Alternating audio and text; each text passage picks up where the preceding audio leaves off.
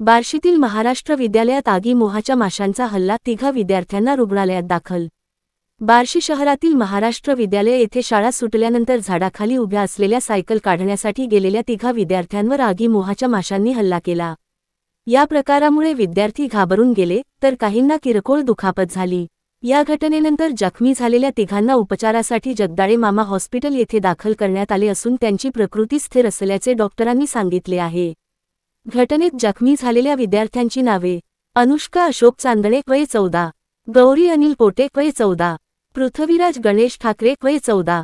आज सोमवारी 10 वाजता शाळा सुटल्यानंतर हे विद्यार्थी आपल्या सायकली घेण्यासाठी झाडाखाली गेले असता अचानक आगी मोहाच्या माशांनी त्यांच्यावर हल्ला केला। काही वेळातच विद्यार्थ्यांच्या किंचाळण्याने परिसरात गोंधळ उडाला।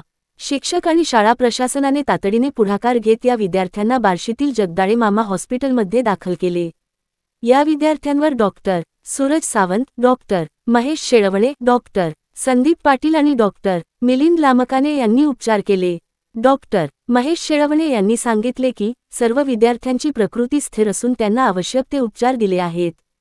कोणतीही गंभीर समस्या नाही आणि उद्या त्यांना डिस्चार्ज देण्यात येईल। या घटनेनंतर शाळा प्रशासन आणि पालकांनी पुढील काळजी घेणे आवश्यक आहे। शाळेच्या परिसरातील झाडांची नियमित छाटणी आणि फवारणी करावी। विद्यार्थ्यांनी मोठ्या प्रमाणात माशा दिसल्यास त्या ठिकाणी जाऊ नये।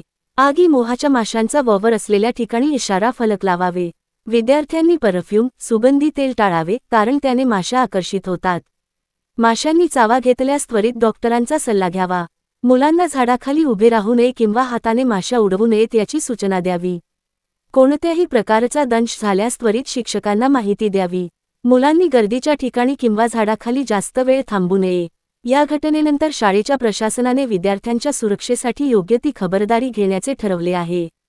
यापुढे शाळेच्या परिसरात कीटकनाशकांची फवारणी केली जाणार असून मोकळ्या जागेत सतत निरीक्षण ठेवले जाणार आहे।